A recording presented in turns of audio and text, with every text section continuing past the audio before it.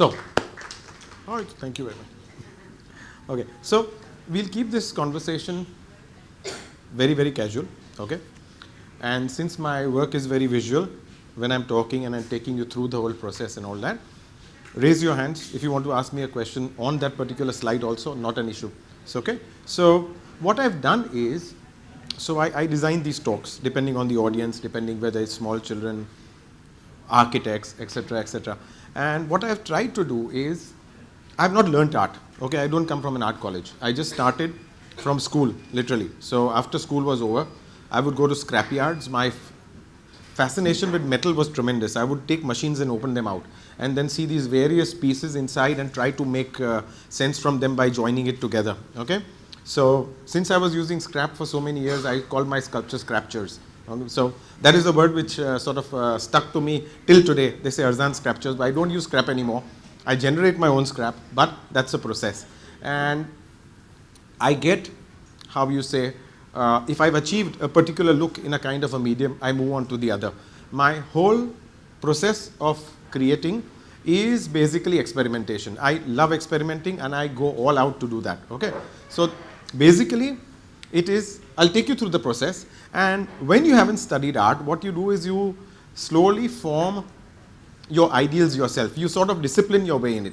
If you realize when you see some abstracts, okay, which are just splashes of color, and so many times you hear people saying, okay, you know, what is there in that? Anyone can do it, even a child can do it. But it is more difficult to create an abstract which is aesthetic, which is got some meaning, because you don't know when to stop. A figurative has got its own realms. It's got proportion, it's got size, it's got texture, and there is an ending point. Abstracts are very difficult, believe me. When someone goes into abstracts and all that, it is an extremely difficult form of art. I'm just trying to sort of say. So I'll keep on flitting from one point to the other. As I said, raise your hand, stop me, ask me questions on the projects also. So I'll quickly take you through how I started. Okay.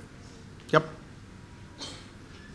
So basically, just the need to do something with metal. I was, of course, in school, they give you chalks, they give you crayons, they give you paints and all that. It all appeared very flat to me. I needed some medium to sort of express myself, which was more 3D and all that. And so automatically I took to metal because I love machinery. I would literally take things apart.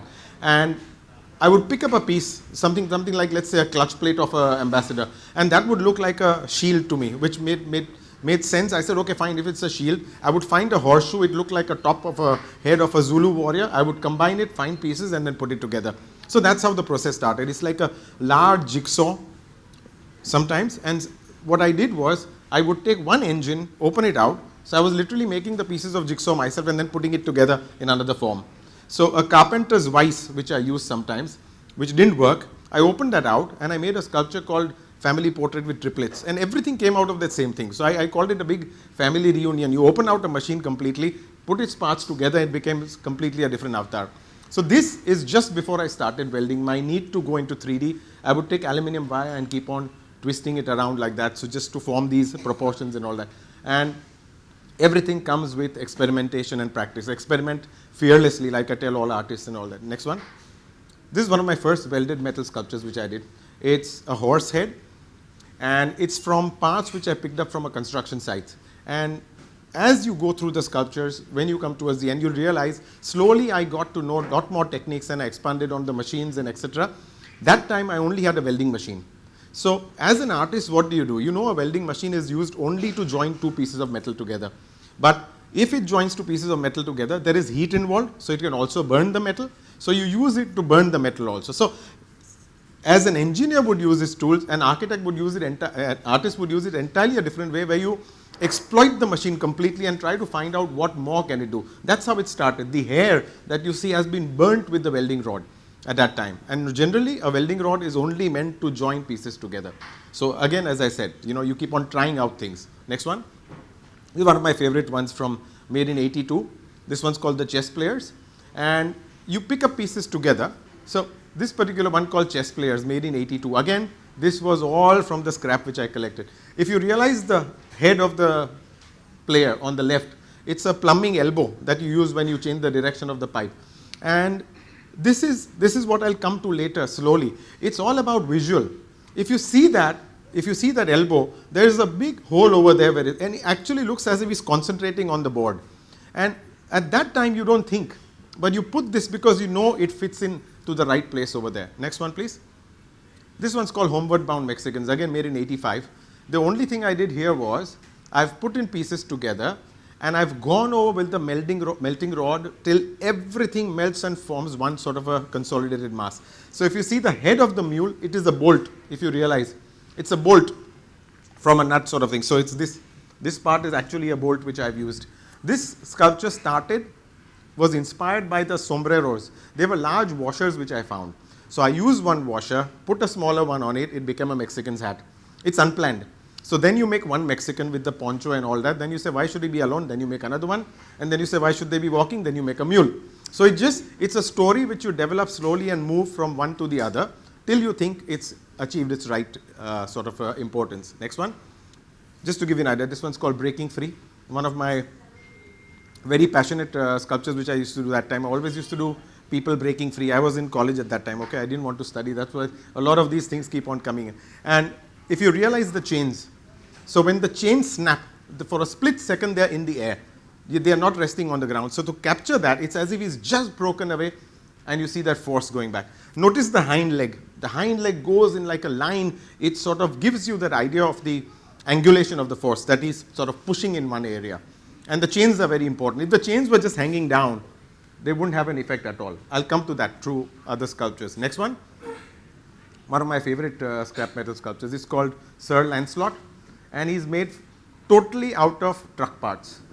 So when I showcase this at Jahangir Art Gallery you know is open to public, it's open to everyone. On Sunday, if you know, there are these tourist buses which come from the south and all that, hordes of them.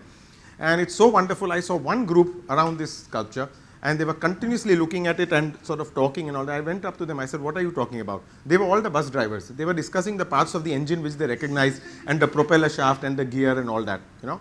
If you realize the tail, it's a hook. It's a perfectly formed horse's tail when it is well groomed. So it is very visual. That's what I used to do. I used to pick up things, see sense in them and then join them, literally like a child playing, you know. Next one, please. This one is called the Megapolis, okay. I did this for an exhibition called Bombay in 96, sorry. And basically it shows the skyscrapers of Bombay. Now, of course, there are 100 times more. But there's this little man over there who's trying to push the space, making space for himself. He's sort of grabbing onto the last pieces of land that are left, trying to make space for himself. I'll show you a close-up of that. Next one. So this is what it is. And if you see, I've left the man raw. I've left him to rust, as if he's sort of, you know, getting corroded within this sort of landscape that we are creating for ourselves. And sometimes sculptures shock you. Sometimes things happen in sculptures which you don't expect. So when I did this, I thought, let me photograph it from different angles. I do a lot of photography. I love clicking things from various weird perspectives so they look out of scale. So what I did was, I slept below the sculpture and this is what I got. Next one. So you see that? So this is what happens. So sometimes it creates magic. The sculpture goes beyond what you have imagined and this is what sort of comes about. Next one, please. Okay. So I'm breaking my sculptures up into elements, and you could sort of take that for anything. It could be a painting, it could be architecture, anything. By the way, I'm an architect by profession. Okay, it just happened. I didn't want to do it, but when my parents saw I was only welding day and night, they said nothing doing. You get a degree, study. So the only thing plausible which was there was no product design at that time. There was nothing else. So I said, okay, fine, I'll join architecture college. Both of them are 3D arts, and I realized how closely they're connected to each other. It's phenomenal. The only difference is a piece of architecture when you do for a client, it is used. The spaces are used. A piece of sculpture is there basically more for visual effect. So a lot of time I'm asked, has doing architecture helped you in your sculptures? But I would say more the other way around. When I do a little bit of architecture, which I do once in 10 years maybe, the theories which I form for sculpture help me in my architecture more than the other way around. Okay. So form, talking about form. Next one. Okay. So have a look at this sculpture. It's a running horse. I love horses. I do a lot of horses. Notice the hair and notice the leash. It is flying like in the chains that you saw in the prisoner. Okay. It is all sort of a force going in one direction. Okay. Have a look at this horse and have a look at this one. Next. It's the same material, exactly the same material, but look at the hair and the body language of the first one and look at the second one. It's all the hair is sort of falling down. The second one is motionless, it is soft. That one is harsh and is forceful. Next one, please. I'll tell you what happened. If you've gone through comic books, which I have a lot during my childhood, so there are these visual echoes. I don't know if you know about these visual echoes, but if you see them, that wham and bam and pow, the power only comes about when you draw all these things around. And that is exactly what your visuals are. In order to sort of show force in a piece of architecture, in a piece of art, a painting, whatever, you need these things to explode. You need sharp corners to sort of come out in one direction. If it is something radiating from the center, then it's an explosion from the center. If it's all on one side, then the force is going on the other side. It's moving towards that side. That's exactly what happens when I do a sculpture like this. The hair suggests that the horse is moving forward. Next one. Another very good sort of comparison that you do, which I of course learned slowly. If you see dance, if you see our Indian forms of dance, the most important thing are the hand gestures. That's what I've come to understand. And an architect said that the best way to explore space is in dance, because you're sort of covering areas, you're moving your legs, your arms, the torso, everything. And what happens is, this hand is a very, very important tool in giving you a visual direction. The same vertices that I showed you of the hair, of the visual echoes, imagine your hand sort of completely sort of opened out, very forcefully, literally till your knuckles become white. That is also force. The reason I'm getting the hand in is I have taken that into every aspect of my sculpture as to what I come in. You can literally study a lot by just your hand gestures. I'll tell you more about it as we go ahead. Even this one, it's called Flights of Fancy. And there's such a lot of force going out from the back of this person going that way. You know that he's just about to fly. You know, he's as if he's taking off the ground. And also realize the frailty of the wings. The wings are very light as compared to his torso, which is like iron, and the leaves are made of copper. It's something that will give it direction, and you know that a little few steps ahead and he's going to sort of fly. That's the sort of impression it gives you. Next one. Similarly here. And here, if you realize, it's just some little experiment that I do when I sketch a lot. And when you do a person's thigh, I just realized that a person's thigh and a calf sort of look like the horse's head when you see that. So I combine both of them into this piece, and I purposely left it unfinished as if it is exploding. If you see over here, normally what I connect and joint, I have left open and I have left the internal framework sort of come out. It is basically such phenomenal force coming from within him that the body can't contain it, and it is tearing apart, and that force is coming out. That's the visual that I wanted to give. And of course, a horse, the most powerful thing that you can ever see that way. Next one. Another one, a dragon. Okay? So this one was done for a Chinese ambassador, something or the other. It was picked up by them. It's the ear of the dragon, or I don't know whether his birth this thing was. But this is steel, and if you see, it's torn. Again, a dragon is not a mild beast. If you want to portray a dragon, this is what you have to do. It all depends on the kind of subject you're dealing with. And steel, because it's sharp. I can use steel to sort of suggest this. And the wings here, compared to the wings there, are very different. It sort of opens out. So I have not left a single place where I've done smooth corners. I've gone into the claws, which are sharp, the skin, the hair, the whiskers, the tail, everything. It has to be sharp in every direction to suggest that force. Next one. Next one. So as I go along, I'll introduce one element into it. No one sculpture has got only form in it without the material, has only got material in it without the scale, nothing. But I'm introducing it slowly as I'm showing you the sculptures one after the other. Next one. Okay, coming to this one, this particular one. Now you realize the hand. What was actually the open hand there and the exploding visual echoes that I showed in the next one? What happens here is, also study this sculpture of the mother and child. Now I particularly put these into the material list because a mother and child, just imagine the sculpture of mother and child which is carved out of one piece of wood in steel. It wouldn't work. Steel would definitely not work for a subject like this because that warmth, that softness that you require to sort of portray a subject like a mother and child would be lost. I cannot think of interchanging the materials over here. Here also there's nothing flying out, there's just a drape which is lying down, which is very passive.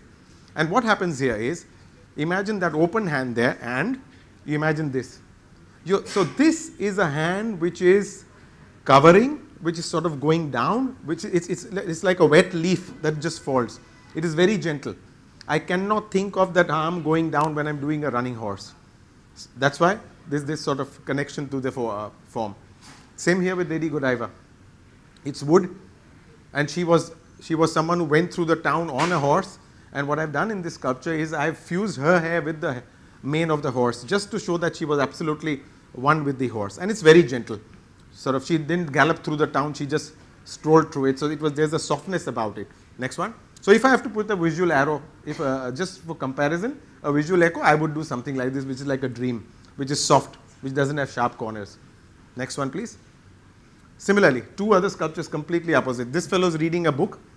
This one was inspired by, if I'm not mistaken, this little boy sitting here who keeps on reading day in and day out. And I see so many of them, not with books, but now with your mobile phones, and I literally find they'll go inside one day, you know. So this is exactly that. He's introverted, he's curved in, it is a soft sort of a thing. You notice the neck coming in, okay? No forceful sculpture which have something curving it, it'll have something going out, which is exactly what's happening in that. He's sort of stretched out so much that every rib of his is showing. He's sort of trying to climb that little piece of wood which is there. So again, in this body language. And normally when you start a sculpture, you don't think of these things, make a note and then make it. Automatically comes because you're trying to portray something. All these visual languages come together to form this piece that happens finally. Same thing here, the rhinoceros. Notice the horn. Now, if I had made the horn shorter, like it actually is in the rhino, it would not have that sort of a pointed force as it does in this one. I've purposely exaggerated it. As an artist, as a caricaturist, you're allowed to sort of exaggerate certain parts of a sculpture to give it more form, give it more power, and give it more meaning than what it is supposed to be. So, no, this is the rhino. So what I did was, I'll tell you about total design also sometimes, something that I'll keep on adding here. So, never let a sculpture sit anywhere without you designing the surrounding also. I'll give you an idea. So when this was done, you can't see its feet now. That's for a reason, because everything grew around it. Now when this sculpture was designed, it was on its two hind legs. It is running. It is a charging rhinoceros. So everything hinges on the horn. He's sort of going towards that. The landscape I had given was rocks, only rocks. And then what happened was, through the years, the ownership of the island changed, everything changed. Suddenly someone else came, a cooperator came, and he started growing rose bushes around it. There were beautiful rose bushes and dahlias and stuff like that, and they completely surrounded his legs. So my rhino, who was forceful, looked like a lovesick rhino sniffing the flowers, because I couldn't see any of its feet. Now the rhino has shifted. Again, this was at Nariman Point between the Air India and the Oberoi. It's gone to somewhere in Juhu now, on an island there, and it's changed its color as well. Okay, so next one. Sorry? What was this called? This was called the Beast. I called it the Beast. This was initially owned by Seat Tires, and their logo was a rhino. So that's why it happened. Yes? The material? This is iron. This was iron. Yeah. This is iron, which was painted in the tank grey color to give it that sort of force. You know. Next one. Again, material, scale, everything. This is called levity. So it's a female figure who's suspended, not suspended, totally balanced on its hair. So I love doing these balances. You'll see my 27-footer standing on one toe, which is only 6 inches by 4 inches. So here, again, coming to material, I could not think of anything but wood, because if it's a female form, wood works best to just show that softness, to show that lyrical lines and everything. Sort of, I can't make a lady in iron. It cannot be done unless she's going on war. Okay, so something like that has to be used, and I cannot. It automatically, you realize that this requires this material. When you see a place, you know that here copper will work, wood will work, iron will work, and that's how it goes on. So the hair is iron actually, and that is what is taking the whole load. Just to give you an idea, the length from the leg to the head is about as much as the screen. It's about 5 feet wide. So it's completely cantilevered like that. Next one. Okay, that's Mr. Bachchan on the KBC chair. And so again, the poise. I was asked, why paint him completely black? You know, sort of, he's very colorful, he wears these very fancy stuff and all that. And my reason was that I just wanted him to perch like a Black Panther. That image of that huge branch in a jungle and this Black Panther sitting with his legs and hanging around, you know, as if he's sort of commanding. It's a very restful pose, but it's a very powerful sort of an image. That's what I wanted to do. That's why I gave it this entire matte black sort of an image to it. Next one. This one.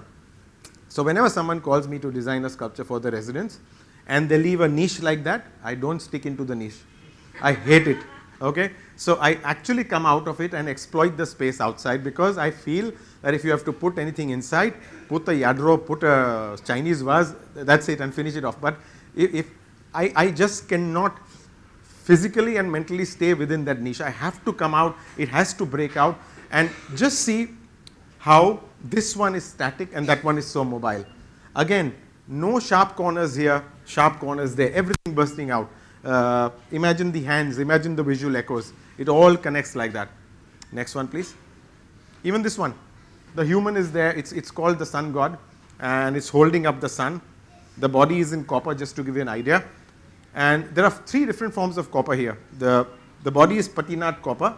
The sun is high glisten, sort of a buff copper. And the things around the sun that just shows the rays dissipating is what we call burnished copper. So it's in between the two. Again, the use of these sharp vertices on top to suggest the sunrise. Next one. Okay, okay, horizontality and verticality. Now, you've heard of Lloyd Wright. Lloyd Wright was, I slip of the tongue so many times. Lloyd Wright, okay, the father of modern architecture. He studied and lived in Chicago. He has formed the most wonderful buildings ever. His thing on, there was on horizontality and verticality. He said that horizontal means one with nature, because your ground is parallel, you're drawing lines parallel. He said when you're horizontal, you're one with nature. When you're vertical, you're opposing nature. Okay, so these are the kind of houses he did.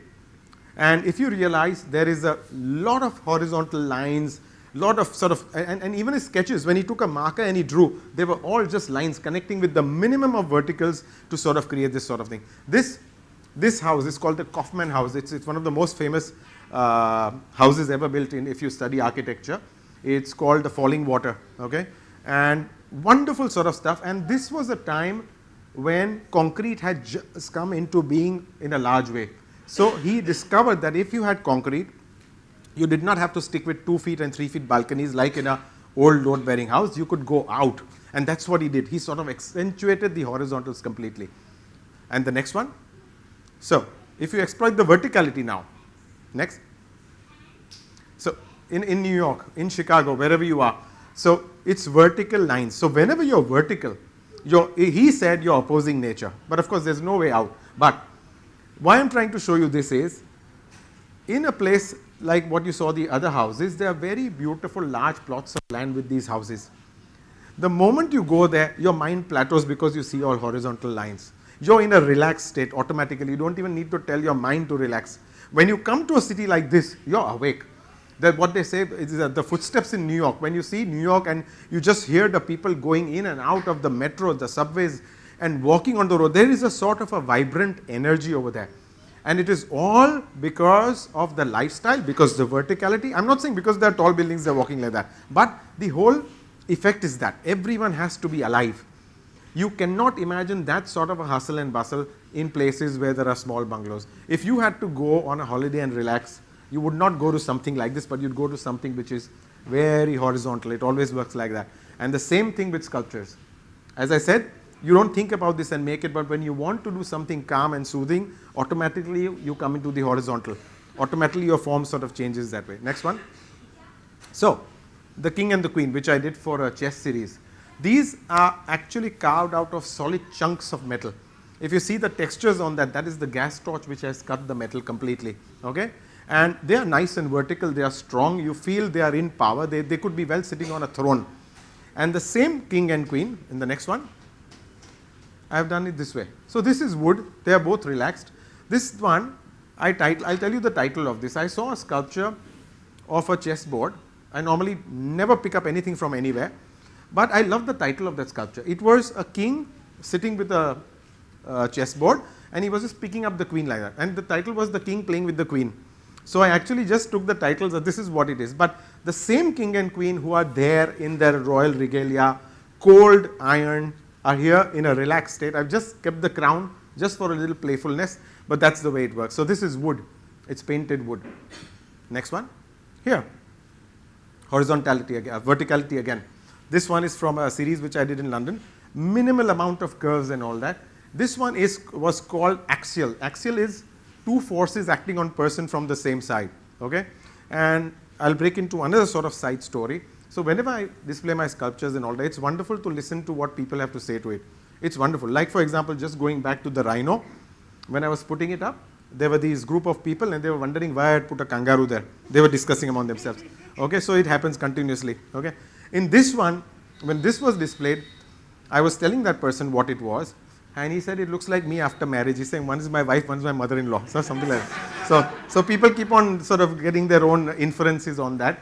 Okay, so next one, this one's called On the Same Wavelength.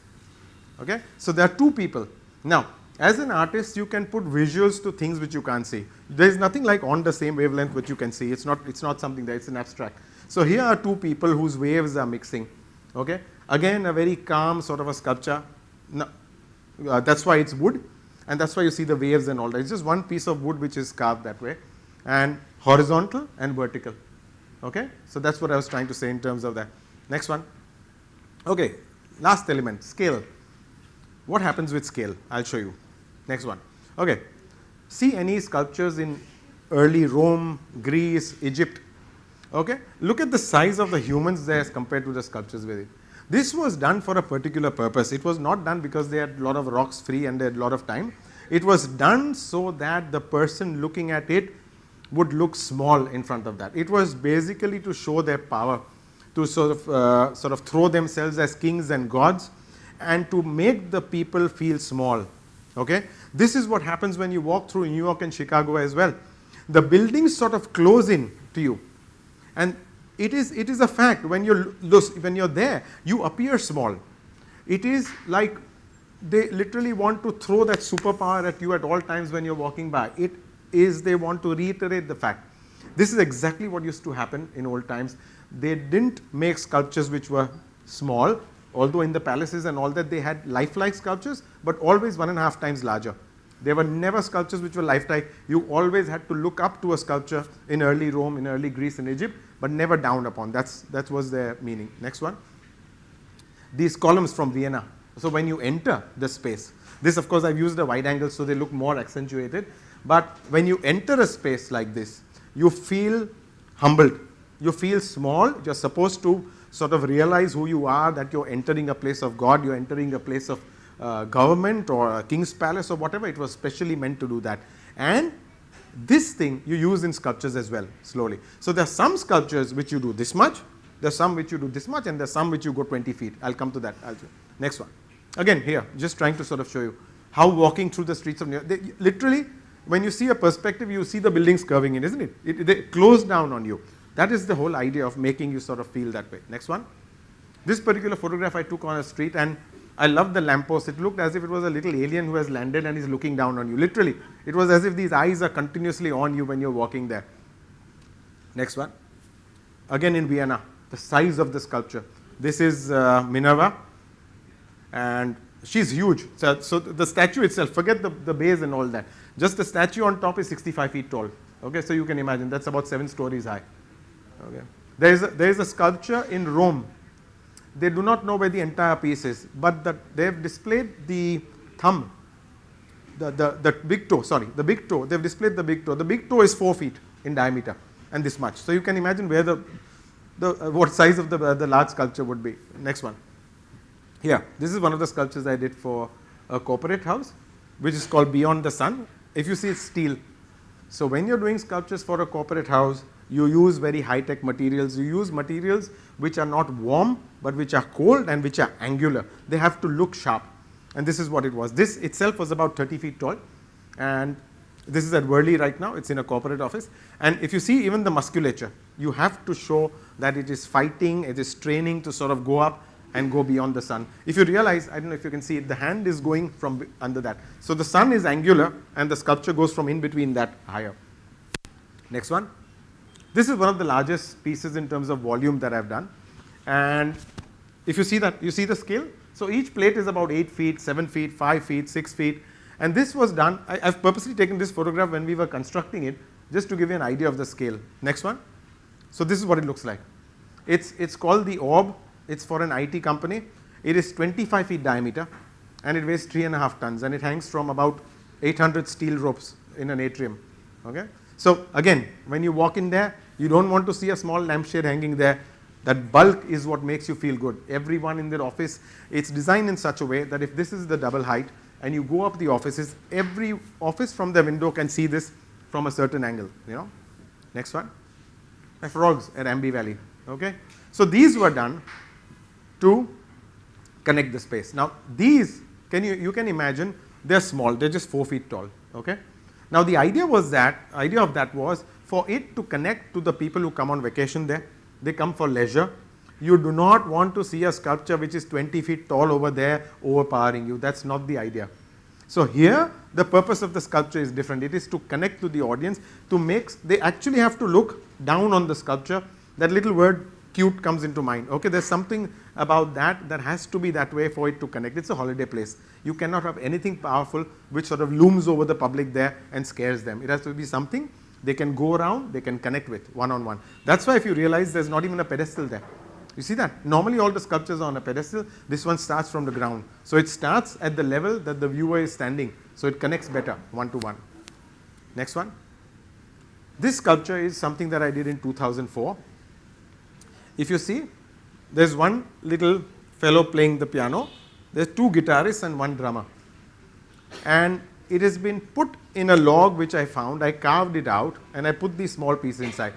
Each one of those fellows is just this tall, 2 inches tall. You know what the title of this sculpture is? You can guess. I know some people who know it.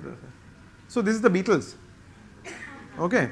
So now, this one made an impact only because of the size. You had to literally go into the crevices and find them, and they look this small, as regular Beatles would. Imagine just one piece like this so tall, it would not work. It would lose its charm.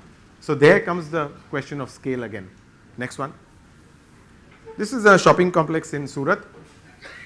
Again, so the father is on his way there, the mother is almost in between, and the child wants to go back. So it's a playful sculpture again. So this would not work in a corporate setup, and vice versa. So again, this is a playful thing. It's a mall. There are children who come there and all that. So this is they connect with it automatically, immediately. And if you realize, even the form, it's very stick figurey. It's like a child would draw sort of figures there, you know. So it's purposely meant to sort of give a very childlike appearance, a playful appearance, something that connects to the public out there. Next one. This is inside a hotel. He's a guard. Now, when you do pieces inside a hotel, they don't have to be totally overpowering, nor do they have to be very minuscule. You go to a good hotel, you pay a good amount of money. There has to be some sort of power over there. And these two, there are 2 of them sitting either side of the lobby, and they're just larger than lifelike. So it gives you a sense of security. The moment I would have taken them about 10, 11 feet, they would be intimidating to the public. That's not the idea. The idea was that you sort of do it in a scale which connects to the people there, and it looks sort of workable. They sort of associate with and they feel safe. That's the idea. So, sorry, can you go back? Go back to that. If you see the material that I've used perforated plates. There are plates which you get with multiple perforations which are done by machine, and the perforations are of a different size. So the whole idea is that when you move along the sculpture, it gives you a good shadow and light effect. So here, because there's the light at the back, you see the transparency there. And the framework within is also meant to show. It's just one sort of a look which I gave to soften the piece a bit so it doesn't look too intimidating. It doesn't look like an armor. Next one. This is one of my favorite sayings. It says the impossible just takes a little longer. Okay? And so there's the little man pushing that big thing. Purposely, that human had to be so small. The size of the orb is about 5 feet diameter, so it's about this much. And when it's kept in a gallery, people wonder why I've kept an orb there. When they walk around, they suddenly discover this small little fellow who's just about 4 inches in height pushing the orb that way. So that was the idea. And coming to technicalities, when you make something like this, how does the orb stand? I didn't want a flat base. I just wanted the round thing to touch. So when you see it, you see the round space touching there. So I had to introduce a weight inside to make sure that it stays in that sort of way. Otherwise, the moment I made it and put it, it would just tumble on any side the weight was more. You know? So just all these intricacies you have to take care of. Next one. Trust. Coming to scale again. This one is about twice the normal size of a human. And basically, again, notice the back. any powerful sculpture, the back is always curved in, the chest is out always. So even in a yoga posture, when you learn yoga, they say when you push your sternum out, there is force. The moment you cave in, there is softness. It's all the same thing. It's all the same thing. So here is the human who's pushing something. He's not pushing anything physical. This sculpture right now is in an office lobby, and the hands are just free. Okay, but it's like pushing means you strive for something more than what you have. So it's pushing for everything basically. Next one. This particular sculpture I saw in Vienna. Now again, it's a warrior, but it's not a warrior who's on a pedestal. It's not a warrior who has won a victory. It is to signify a battle which they had lost, and hence the artist has put him on the floor. He is defeated, he is saddened, that's why it's on the floor. Again, something that connects immediately. The moment you see something like that, it doesn't give you an idea of victory or something that is strong, like the man who was pushing initially. It immediately gives you an idea of it being broken, and even the horse. So what this sculptor has done, from whatever I know, this is a bronze cast piece, and he cast different pieces together. I don't know whether it was an afterthought, but he has actually left the pieces as if they're broken, and he's kept the framework. You can see the framework over here actually. See that? You can see the framework there. And it's a wonderful piece showing the incompleteness of it also, as well as the thing connecting to the public. And literally it makes you feel sad when you see the horse down like that, broken. It literally evokes that feeling in you. Next one. This, to signify scale, this is a sculpture that I did for Jaguar. This is about 60 feet tall. Okay, so from ground to bottom. The white mask that you see had a lot of projections on it. It was to launch a new car which they just got into the market. You see the ramp there. This ramp was used to launch the car up, and then it stopped at its peak. When I was making it, the vehicle came to check the ramp and all that. They said the ramp is too steep. Okay, it was an SUV. It's meant to be rugged. It was something to depict the strength of the car. It was something to depict the power of the car. If I had reduced that ramp, it would look like a small little animal just going up and sitting over there. It just didn't work. It had to be difficult for the car to sort of roar and rev the engine and go up and stop out there. I'll show you what the ramp looked like and the steepness for the next one. This is what it looked like. So continuously the visuals on the vertical mask kept changing. There was lighting. It was a dramatic piece. It was meant to be a part of it's a show actually. It was not just a sculpture which was kept there. There were a lot of moving things in terms of lights and cameras and stuff like that, which was whizzing around over there. Next one. So that's it. That was the car over there that goes there. So go back one slide. Yeah. So my visual about this. Now, after I designed this, when I started making it, something came to my mind. I said, I have seen this somewhere. And then I realized, if you've seen Lion King, when the little boy is born, they take him up that mountain and they hold him up like that. So it's like, it's revealing to the world that this is something new, and he's come there, he's forceful, and he'll rule over you, literally like that. And it didn't happen. Just when I was making, I just felt that when I was walking up and down the ramp, it literally gave you that power. Next one. Next one. Okay, coming to more hand gestures and more stuff like that. This is of course the Vatican from the top, correct? Okay, so study the colonnades. These colonnades sort of go about, this from here to here is about almost 3/4 of a kilometer. Okay, it's huge.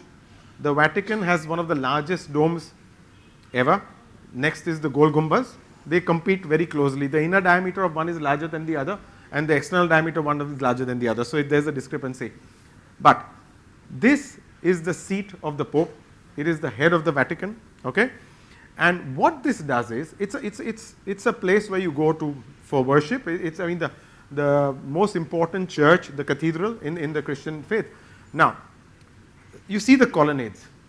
The cathedral is only here. It's just this much. What the colonnade does is it gives you a sort of a pre-show to the whole thing. It is like outstretched hands which sort of gets you in. It actually sort of makes the public not directly go in, but go slowly in that rotunda that has been created. Next one. Literally like this. It calls you in. It sort of engulfs you, and then slowly, this is what my interpretation of the colonnade is, slowly it sort of lets you in towards the heart. It literally is like that. It's sort of out, it's outstretched hands which call you in and slowly take you within its body. Next one. When you come inside, when you finish the colonnade, you come to this building. Now, the beauty about perspective and architecture is that when you go closer to this, you realize the dome vanishes. Naturally, you can't see the dome because the dome is way behind. Every cathedral is cross in plan. Every church is a cross in plan, where the dome is at the rear end. So when you come close, all these figures grow larger and larger. Just to give you an idea, each of these figures is 28 feet tall.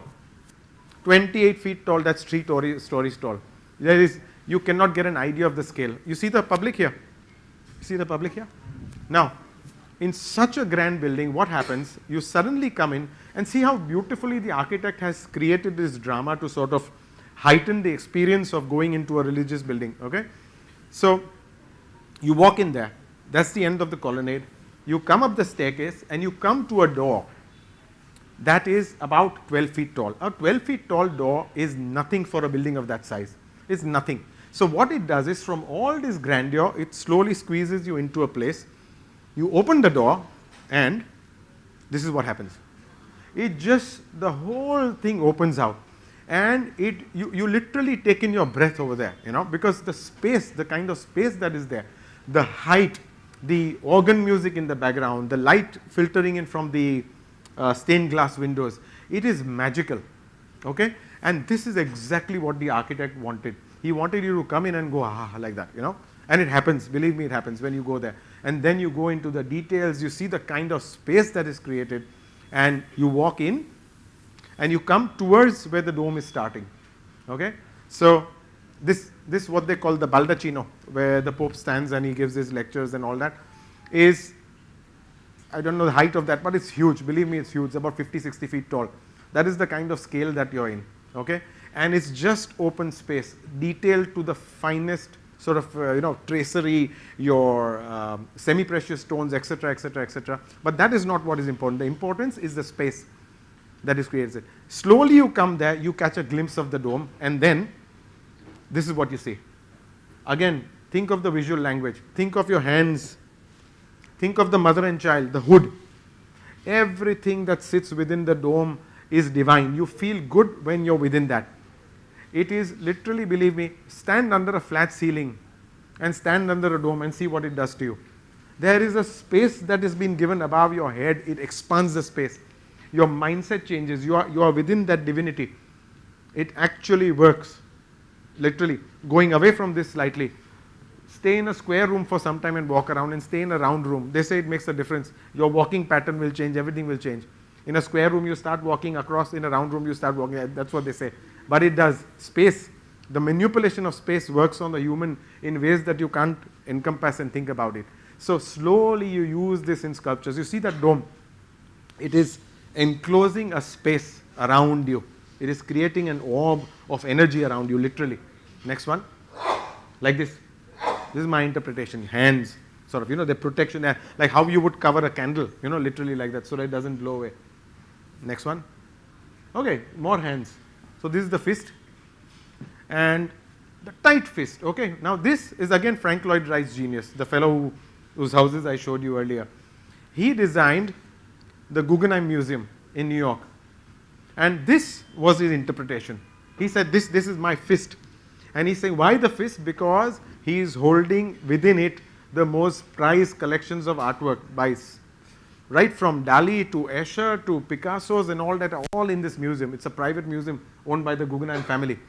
And it's so wonderfully done that, I don't know if you've seen it and you know the concept of this, but okay, so what Frank Lloyd used to say about this, I'll just deviate a little. He used to jest, he said, why did you make this circular sort of thing? So he said it's a coil spring. And he's saying whenever there's a nuclear attack on USA, it's going to jump up and change its location. That's what he used to suggest. So it looks like a coil spring, something that a toy you press down and the spring is there. So it actually has that force. Next one. So this is what happens on the inside. Yeah. Yes. One of the feelings that you get Yes. is you've got to keep moving. Correct? Correct. Yes. You can. Yeah. True. True. So I was wondering, was that really one of the effects? I think the intention was that it makes you very easy to see the artworks. In so many museums you go, at least I have that feeling, when I go in one room, the other room connects to the other in 4 different places and you feel lost. You feel, have I seen that room, have I seen this one, and it gets lost. Here he was very clear. You go up by lift to the last floor and then you start walking down the ramp. When you start walking down the ramp, only 2 of the floors have got side rooms which have got a special collection. Otherwise, you know you're supposed to go around. Every, next one, every work is on the walls over there. So what you find this fellow doing is actually resting against the parapet and looking at the works. So, and exactly that, it's a wonderful thing. So these soffits were created for someone to rest. It's like the benches that you see in the middle of a gallery. You're supposed to take a break there, sit there, watch it for a longer time. So all this visual language, I mean, you're talking of geniuses who designed all these places. And it was meant to be easy, walk down, not up. It was an effortless walk down. You want to rest against the parapet, let the public flow through, but the artwork is there. Correct? Next one. This is what it looks like. Okay, coming to the one more of my hands, flight. So when you sort of flutter your hands like this, signifying flight, I use wings a lot in my sculptures, so many times. To me, wings signify freedom, lightness, a spiritual sort of a level, flutter, even force. I showed you the wings in the earlier months. Next one. So this is a sculpture I did for someone, and it's called And Beyond. It's And Beyond. So basically, it shows a human picking up a pair of wings, wearing it, and then flying away. Okay? So it's a succession. It's a sort of a working towards something and attaining something. So it's a whole process that starts. And if you realize, there's a sculpture in Florence called the Rape of the Sabines. In that, there are these 2 humans and this one female who they're trying to hold. And the sculptor has done such a wonderful, it's not Michelangelo's, he has held the woman, then there's another fellow going this way and the lady. It's a circular motion. It's a coil. So you start at the feet of the one, you go there, you reach the head of one, and then you go around and you see it's in succession. You can also see it in one shot, but it actually sort of takes you around right till the top, right till the female's hand. And that's what I've tried to do. I've sort of coiled it around in such a way that he starts in this direction, puts the wings in this direction, and flies off here. So it's an all-round piece which you sort of articulate. But that coil makes it easy for the viewer. There is a process the eye takes which sort of makes it a little easy. It's not havoc. Next one. Okay, so here I've used wings in a very different way. This one is called the creation of music. It is basically a musician where the keyboards are flying. You see that? It's all the piano keys which are flying and forming a wing, just to sort of give an impression that with music sort of your body sort of goes into a spiritual level and gives you that lightness of music is what I wanted to sort of show. So he's a composer and the keyboards just float around him and go away, up in the air. Next one. Okay, now look at these wings. These wings are so much different from the others. Okay? This is called learning to fly. And basically the wings are very architectural. If you see, they're wood. And when you see this, you wonder whether the wings are bearing him down or they're lifting him up. So that is exactly what it is. These are very heavy sort of wings where the person is actually trying to lift himself off the ground, but is unable to, literally. So it's bearing him down. I don't know what was going on in my head at that time, but everything that you do is a reflection of what you go through. Next one. Talking about wings, there is an architect called Eero Saarinen. He designed the TWA terminal in New York. If you ever go to JFK, you look on the side, you can see this terminal. It's not being used because this was done when maybe there was one flight in 1 week or something like that. But now with the travel, this airport was not able to keep up, but it is an architectural wonder. It is an airport, and see the wings. See how he's done the wings and all that. So it's beautiful. You see, it looks as if a bird is taking off, and the lightness. This was done in 1950s or so. And at that time, they had sort of thought of this sort of a design. Next one. This is what it looks like. See that? So the wings lift off.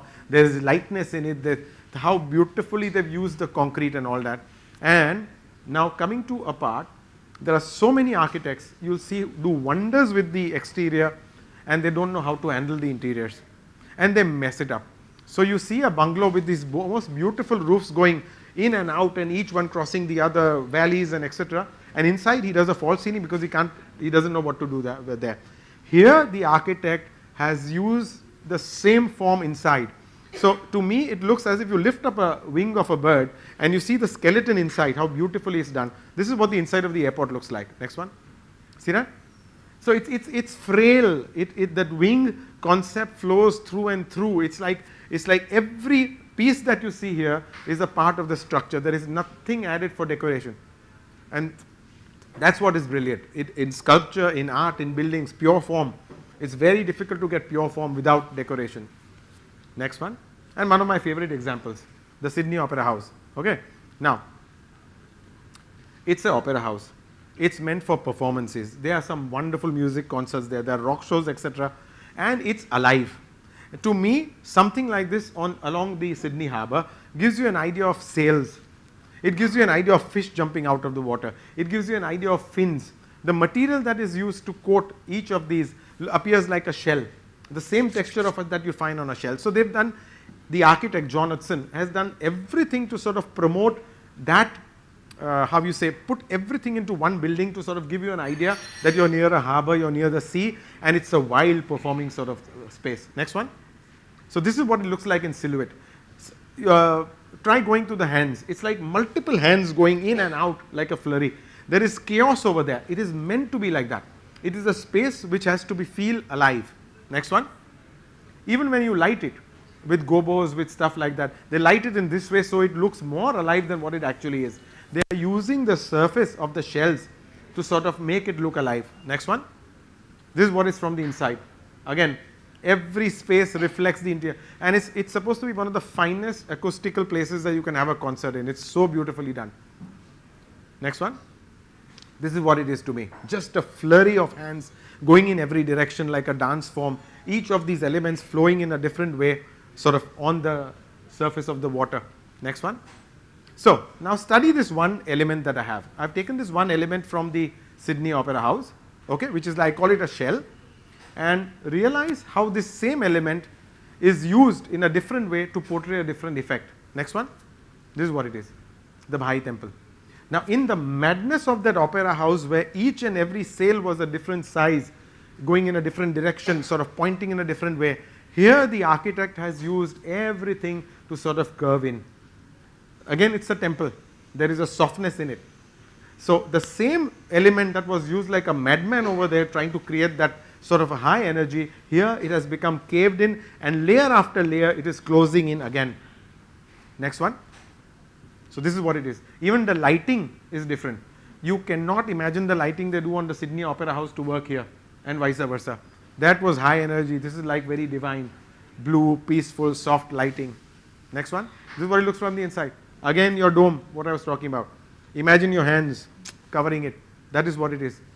So in Sydney Opera House, you will never find this. It's all pokey corners and sort of ridges and all. I've not seen it myself, but I've seen the photographs, and that's what it is about. So everything that you see around has a visual language which makes you sort of point in that direction to get the effect of the final artwork. Next one. Okay, that little bit extra. That's what I call a little bit extra. Okay. So this is where we'll have a little bit of fun. I play around a lot with puns, right? My titling and all that. So I've got sculptures. Try and guess the titles. A lot of you know the titles, so don't say that aloud. But okay, next one. So what I do is, now there are multiple ways in which I work in. People say, what do? Do you sketch first and then you sort of make the piece, or you just sit there and make the piece and then you do add on? It works in every different way. Now these are the pieces which I do for a show. So when I'm doing a piece for a show, I do not have an end client in mind. So I don't sketch. I just start directly. Sometimes I am thinking of titles constantly. I look for puns and all that. I don't purposely look, but they sometimes just sort of happen by there. Okay? And this particular piece, you see this man is surrounded by his iPhone, his Walkman, his laptop, his iPad and all that. And this one is called, so this is what it is, surrounded by technology. So it's a play on the word techno. Next one. This particular one is called moving ahead. So it's actually moving ahead, and it's about moving ahead. It's about people working. And I love portraying people who are working. It gives me a lot of satisfaction. Two things. One, a person working, and our mind works. A person's mind works. There are two things which fascinate me a lot. This one, if you realize I've made my own name there. You see that? He's welding his name, and that's, of course, it's a sort of a semi-portrait sort of thing. It's called making a name for himself. Next one. This one is very easy. Okay? It's called fan following. Sort of you play this particular one. Oh, this one is inspired by, I literally have stopped newspapers at my house. Okay, seriously. I mean, when you pick up stuff and you feel disgusted in the morning at going through what is happening, you'd rather not know. So this one was called, so they've cut off the newspaper sort of thing. It's empty. It's just frameworks. Okay. Next one. See the poise of the person here. He's got a lot of attitude, correct? He's sort of bent out, he's holding it out. And even the fingers, purposely, the 3 fingers are out sort of to give it a little more panache, a little more style than what is required. This one's called Suit Yourself. You know? This one is one of my favorites. This is from the earlier show, 2004. This one's called this particular one is from the last show. And it's a large scissor, correct? And of course, it's a Roman emperor which is called Julius Caesar. Okay. Slow. This one. Okay. So this one, the halo that you see up there, this is one of the few pieces which I had got gold plated, and again, quite by accident. When you put a halogen on it, it reflects on the wall, which sort of added to the whole sort of a thing. And this one was sort of got from so many times you sort of ask questions, why this happens, and all that, and you say, God knows. So this was God knows. So the eyebrows were actually like wings. Okay. So this is it's just a play. As I said, an artist gets a lot of freedom to do stuff to sort of warp things into playing. So next one. This is a very easy one. It's called a bookworm. Next one. So this one is made out of ebony. She's carved out of ebony. And the only thing, if you see, the headphones are plugged into the sternum over here. And this one's called Listen to Your Heart. Okay. This one was made also long time. It's just iron, twisted bars of iron. It's called the Naughty Couple. Okay. So it's just twined together into that. This one's very easy. Okay. Next one. Okay, this one created quite a flutter. This was during the Kalagora exhibition at Museum Art Gallery. And like I say, I love to hear what people are talking about. And there was this huge group of little kids who had come there for a children's workshop. They all came into the gallery. So basically this was inspired by the before and after ads that you see in newspapers. In the midday you see this thin one, fat one and all that, and everything, you know, they are photoshopped and everything like that. And these kids was sitting around and looking at it, and they were saying, my mummy is somewhere in between these two, you know, something like that. They were all sort of, and this one's called tub or rub because they're in a bathtub. Next one. I worked a lot with pickaxes. There was a face which I had made once from pickaxes, and it was called Picasso. So it was a face of Picasso. This one's called pick on someone your own size. Okay, so there's a little pick. Of course, this one I got ready because you get picks of this size, but you don't get this size. So I had to actually make this little pick. You know. Next one. This particular piece is about 7 feet long, right from the hand to this, and you see the toe. So the toe has got slight saddle on which it actually rocks. The whole piece rocks on that. It's balanced, it's cantilevered, and it's called cantilever alone. So that's what it is. Okay. So again, giving you a little bit of technical data. So when you have something that's long, if you have the whole thing in one material, it collapses the way. So as I go along the edge, I change the material and make it lighter so that the whole thing balances, and then you play around with that. Next one. Oh, this one has got someone with that's a stick of glue. That's a magnifying glass, and that's a matchstick he's holding. It's not a very good photograph. I didn't have a good camera during those days. So this is a matchstick which he's holding, and there's a tube of glue there, and it's called, I'm fixing, this is what it's called. Okay. Yeah. This is one of my favorite. You recognize the posture. So this is from the Sistine Chapel, the creation of Adam. It's been inspired by that. And I've just changed the characters. That one is Michelangelo. This one is Jennifer Lopez. And it's called Michelangelo. So it's called Michelangelo. So that was what the original thing was. So I love playing around. But this one, of course, fascinated me a lot. This was in Vienna in an art gallery. In a very serious art gallery with these beautiful palatial sculptures and all that. Suddenly there was this inflatable Hulk over there. And that to me is also a wonderful way of sort of putting it together. Suddenly you see this green monster standing there in the white hallway, and it's very fascinating. I loved it. Next one.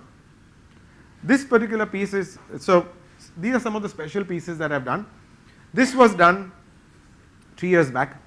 So you won't believe it, this is for the Vikrant, the INS Vikrant. The INS Vikrant was scrapped by the government, and the pilots who flew from the decks of the Vikrant, they bought the scrap from their own money, literally. They pulled in together. They bought scrap from the Vikrant, gave it to me to make a memorial for the Vikrant. So it was a wonderful thing. It's one of my prized pieces. I love it very much. And there was also a lot of sentiment attached to it. While I was working on it, they would come to the studio, sit with me, chat, tell me about their stories and all that. And they would tell me that when they flew off the decks of the Vikrant and they came back, maybe after a war, after surveillance, whatever, they would feel as if they'd come back to their mother. That was the feeling they had. He said when they were on the Vikrant, they would feel secure. And they were literally, some of them were in tears when the government decided to scrap it, because they didn't find a place to dock it. That's the only reason they had. So they sold it to a ordinary scrap vendor who bought it for the price of metal and completely demolished it. So this was what was left out. The only piece that I made new was this plate with the bit of writing on it. Otherwise, this is the original anchor chain. This is the original rivets from there. This is the original crest. Everything as I've used as it is. Next one. This is what it was. Yeah, this is what it looks like. And I've done a few planes on top also. So since it was an aircraft carrier, and I told them I won't make a model of the aircraft carrier, I'll do a contemporized version of the same, which will sort of embody the spirit of the vessel but not look exactly like that. Next one. That's it. So even the writing in the Devanagari script, the Vikrant, that is from the original. And I asked them, I said, was this writing inside? He's saying no.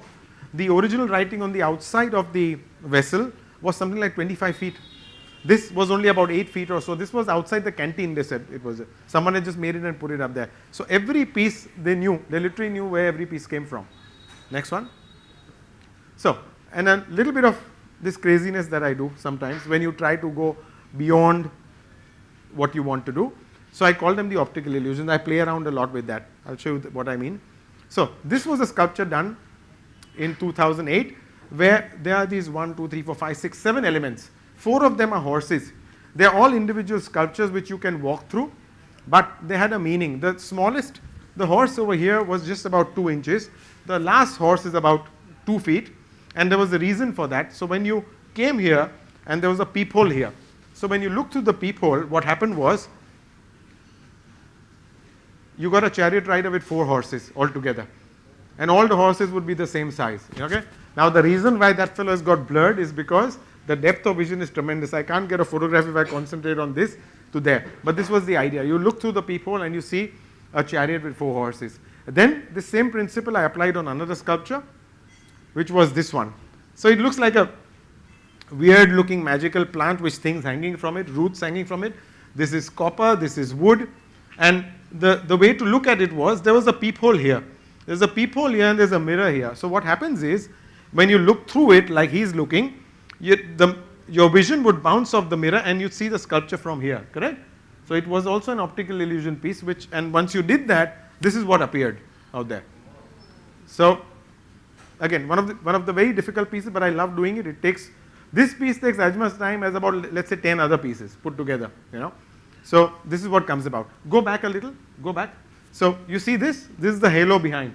And every piece of wood over here which is stretched is a part of the main Ganesha. That way, this way. Yeah. Next one. So, having spoken long enough, before any of you in the audience even remotely appear like this. Okay, thank you. Thank you. Thank you. So, questions now. How much time did I talk? Good? Yeah, please. Just a minute. Can you use the mic? Thank you very much. Thank Really enjoyed it. And the INS Vikrant sculpture, is it on view near Yes, Gateway of totally India? in the open. No, it's near the Lions Gate. Oh, The Lions okay. Gate. Okay. So Rampart Row. Right. When you go from Jahangir Art Yes. Gallery towards the Lions Yes. Gate, Yes. there's an island there called the Salim Ali Chowk. It's right there. Okay. You can't miss it. You If you go to okay, Lions Gate, okay. you can't miss it. All right. It's directly there. And the horse's head, how do you sort of, balance it? Right in the beginning you showed us, and it's just because with welding and Just with welding balance? and just with the right amount of metal to hold it, to sort of make it stable.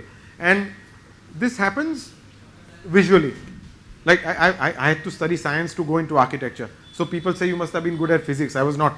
It's just visual. So when you do something which stands like that at an angle, somehow or the other, I know exactly how to take the superstructure, how much to take it to make that piece balance. So it works. It has worked till now. Thank Absolutely you. perfect. Thank you.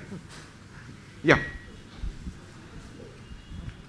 I want to share one experience with you about your own show where you were using lots of puns. Yes. So I had come on the first day and seen the show. Okay. Then I wanted to see it rather calmly. And there's a friend of mine who's just outside the Jahangir Art Gallery, that Muslim gentleman who sells up cards Yes, and all that. I know. Yeah. Now he's a graduate from JJ. Okay. So I always take him with me because he gives a different perspective. I'm not an Correct. artist from JJ. Correct. So we went to this exhibition. And then I was trying to explain to him, his English is not that good. Yes. I was trying to explain to him all the puns there and how they related to the art Oh, nice. piece. Okay. So he could get could it yeah. over a period of time. Okay. But what I noticed was there were, in that period that we were walking from sculpture to sculpture, I had almost like a following of 8-10 people nice. who couldn't figure out what it was, Okay. but now could see Okay. the connection. Okay. Now this is just a sharing the Yes, experience thank of your you. own Thank you. program. The question that I wanted to ask Yes. you is in the initial part when you were showing these sculptures made out of various metal parts. Correct. Now, do you have in your mind all the parts before you start working? Or supposing, say you showed the tail, supposing you never got a piece that looked like a tail, then would you scrap that piece or you do something else, whether it looked like a tail or not, you put something there? And how does it end? Okay. So now, like the pickaxe, pick on someone your own size. Okay. Now that's very definite, correct? It's one pickaxe, one small pickaxe. There I know the pieces I'm going to use. Now in Lancelot, I don't. I start off with something that looks like his helmet. I start off with something like looks like his cover muzzle and the shoulders and all that. I don't know what pieces are there. I just pick up randomly and I look for it. 99.9% of the time, all the pieces are there. Otherwise, if there's something particular, like for example, I would imagine if I found one hook for his headgear, if I wanted a larger hook for his tail to be in proportion, then I would go look for it. But that's because it's a hook and I know it's a hook and it's available. If it was some random piece that I wouldn't know of, I would search for something else. Like that. So it's unplanned, completely unplanned. You go step by step by step. Completely.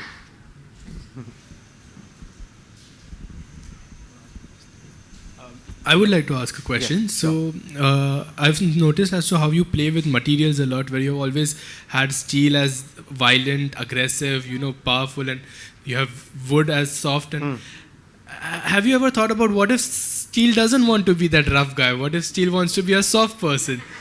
So, have you ever wondered, like, you can maybe play around that? You can. But however much you mold it into a soft person, when you touch it, it's going to be cold. Correct. So that's what makes the difference, But you can, yes, I can take steel and paint it like wood to make it look soft, but it would be meaningless, no? So it's not only the look. It's like, for example, in today's day and age, they're not making bronze sculptures anymore because it's too expensive. So they're doing fiberglass and they're painting it like bronze. Till you see it from 10 feet away, it's okay. But then you can go there and you can pick up that sculpture like that.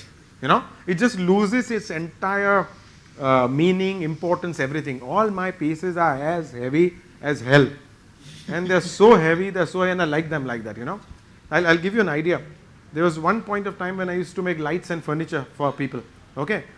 Now, at that time I was very raw, long time back. And I did a light for someone where I took a piece of sleeper wood, this thick, and I hung chains from it like crazy. I'm talking of chains which diameter like this, hung it. Today if I had done it, I would have done the wood separate. I would have put hooks there and then added the chains after that wood was put up. At that time it was all one piece. Okay.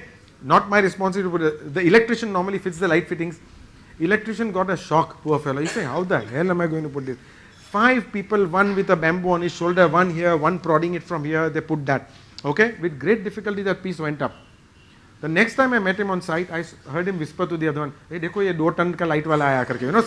So to me, everything is a learning experience, but I like that weight. And coming to your question, you can make steel look softer, yes, by making it into waves and very lyrical sort of forms, but you have to treat it that way. Yes, you can. But I've never asked the metal. So, yeah.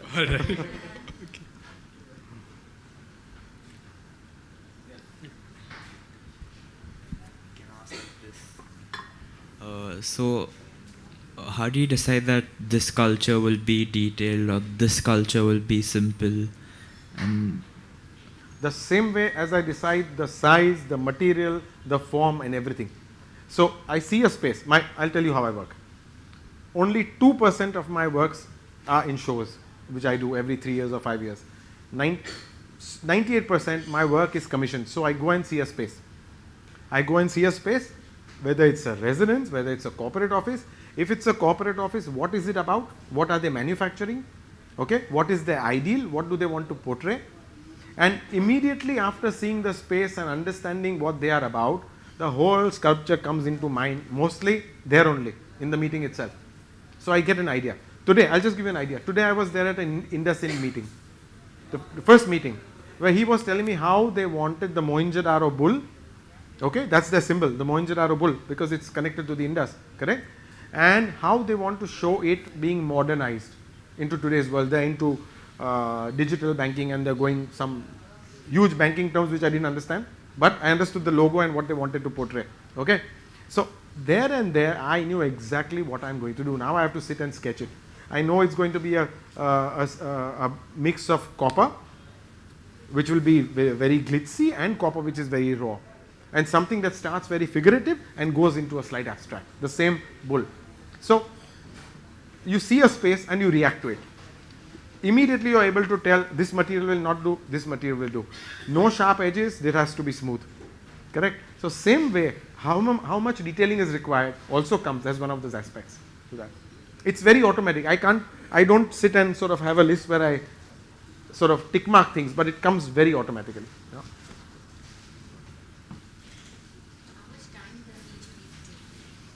I work on about 6 pieces at the same time. I don't work on individual pieces. I keep on complaining my mind works too fast. So if I only sit on one, I'll get bored. So I do multiple pieces at the same time. And if I'm doing, just for example, okay, you catch the Ganesha optical illusion. Okay, if I'm catching, let's say, just to keep it in perspective, if I'm catching 9 to 5, I would say about 1.5, 2 months, approximately. Because these are the difficult, okay, the horse heads. The horse heads, if I catch again 9 to 5, I'm talking about 3.5 weeks. So that is the kind of thing. But I work simultaneously. You know? Arzan, yeah. What was your first project and at what age did you start sculpting? I started sculpting in 82, as soon as I finished my 10th. Okay?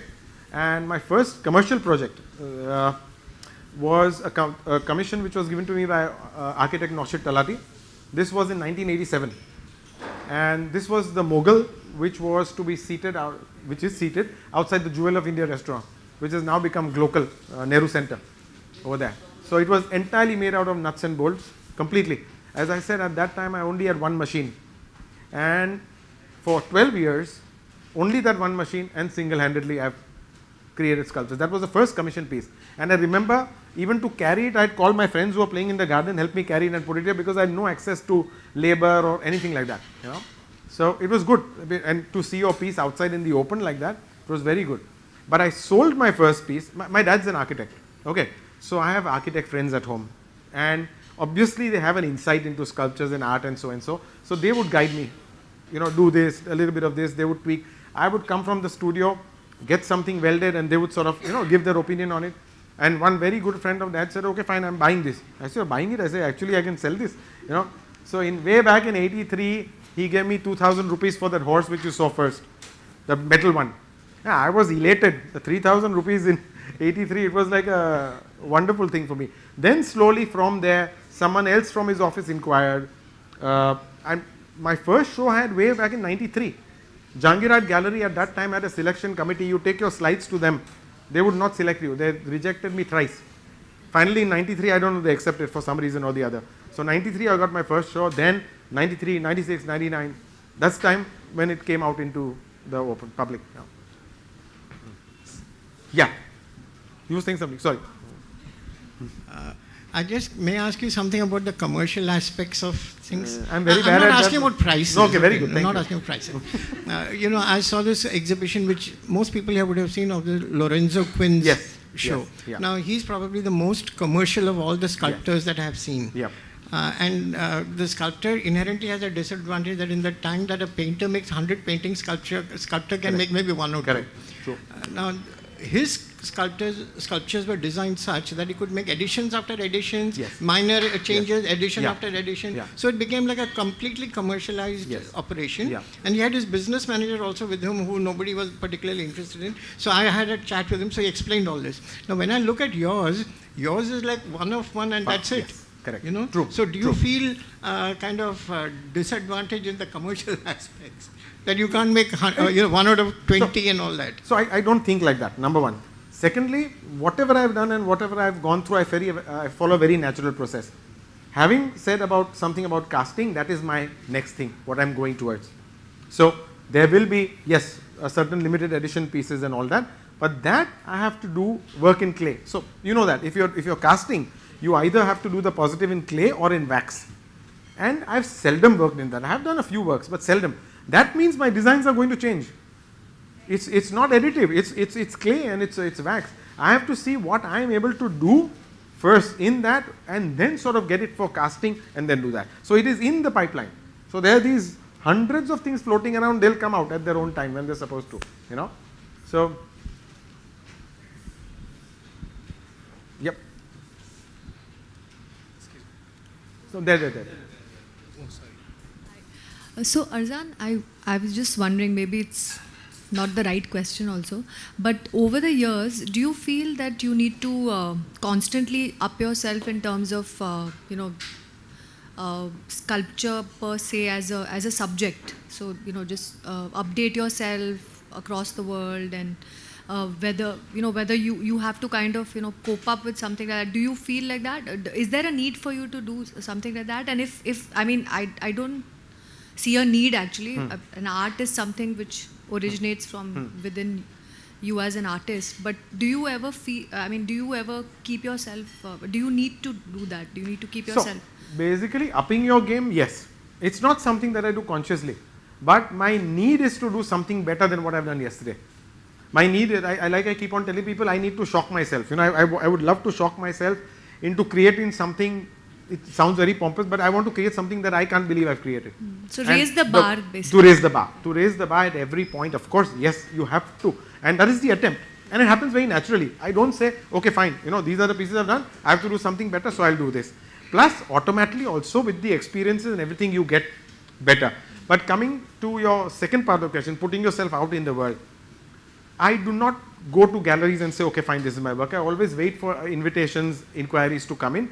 And they come in at a pace where I feel I don't require to go out. I don't want to get so busy also that I cannot cope up with myself and I lose my sense of design and my composure and everything. So I just wait for things to come and then I act on it. So I don't know if you know, I do a lot of workshops as well. But I'm very bad at organizing stuff. So I don't organize stuff. Someone tells me, okay, fine, I've got 20 kids. I'm going to organize something. Will you do it? I say, okay, fine. So that's the way I do it. So I jump into things which are there, but always I'm open to trying out a lot of things, that way. Arzan, one last question that I have is, so you want to ask? Okay. Oh, he also has, second last. Okay. There's a tree which is sculpted in your warehouse. Studio, yeah. Yes, in your studio. So if you could just tell me a little bit about that. I just saw the pictures of it and I was very fascinated with it, but if you could just put light on that. Fine. So that tree, since he's seen it in photographs and all that, I don't have that here. 4.5 feet wide. It's a banyan tree. The client wanted a banyan tree. So it's 4.5 feet at the trunk. It is 15 feet tall and it has a 18 feet diameter. It opens out. Okay. It's already done. And it's around a column which has to be camouflaged. It's not for a hotel, it's not for an office, it's for a residence. Okay. So this tree stands in a way that it supports a space frame. There is a space frame. The client didn't want only the column to show, so he's put this. And he's a client who understands art very well. I've been his client since past 15 years or so. And now coming to a story about that. When I did that, so you give a sketch, correct? You give a sketch to a client. Sketch was approved. I drew the human scale or say, oh fine, this is this much. The height of the tree will be 15 feet, so it's about 3 times larger than the human height. And when it got done, the client came to see it. The lady of the house shrieked. He's saying, it looks like a Halloween tree. He's saying, what the hell is this? I said, exactly as in the picture. But she had a proper reason for that, because I had taken all the tentacles, so-called branches and twigs and everything, into a sharp point, which was a mistake. So it looked like an octopus's tentacle. So now I've started rounding those off, softening the edges a bit to make it look a little more artificial, but not like an actual tree. The actual tree, the twigs do taper out, you know, and plus I added a little bit of leaves to add life to the tree, so it doesn't look only like the branches and twigs, but it adds a little of that. So now she's okay, the tree is going, and I'll get paid. Yeah. The oddest material you've used to create a sculpture, and how many of your own sculptures do you have at your house? In my own house, I had one which I gave away. I had only one. I don't want to see my sculptures when I'm in my house. I'm very clear about that. I see them day in and day out at the studio. So many friends' houses they're there, my clients' houses they're there. I go for a meeting, usually they have an earlier sculpture of mine. So at least my own pieces I don't want to see in my own house. I have a lot of art from other people in my own house, which I love. Okay, and every piece has a story. It's just not bought and accumulated like that. Okay, but the oddest material that I've used, very difficult. Let me think about that. Seriously, I stones. I've used M-Seal, any possible thing, any possible thing. Coming to that, not me, but you know what Damien Hirst does? There's a sculptor called Damien Hirst. Okay, you know what he uses? Animals, dead animals. Slices them, plasticizes them, slices them, and puts them in art. He gets a lot of money for it.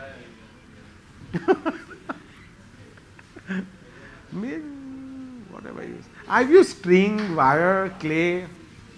Nothing very odd actually, nothing very odd. I experiment with everything, but can't think of anything so odd. It's a good thing. Now I'll try. Now I'll try. Sorry, no, definitely not. Any material you waiting to use? Right now, bronze definitely. My mind is set on bronze casting, because I want to see what comes out of that, literally. So I'm very, very fascinated with bronze. Yeah. Basically for the casting technique. The casting technique, if you know, is very, very difficult, very tedious compared to what I'm doing. So in terms of difficulty of working, I started with welded metal, which according to me is the simplest, because you put things together, you weld it. The technique is not that difficult. I'm not talking about the design. The technique is not difficult. You weld it together. You can catch a welder if you have 20 pieces and start. That's not the problem. The design is the problem. In terms of technique, then second comes wood carving, which is slightly difficult. Stone carving, very difficult. So I would put bronze casting between wood carving and stone carving, literally that way. Very, very tedious. Stone carving, I tried. I've done 3 pieces and I gave up. We were a bit too slow. So then I realized that most of the stone sculptors today, most of them, they do not carve on their own. They do a 3D actual model from clay like you do in bronze, and they give it to the Rajasthani stone workers, who then measure every part and change it into maybe 10 feet, 20 feet or so. That's why in England, when you see some galleries, when you see the works of Brancusi, they write self-carved. Now these are the very few sculptors who carved it themselves.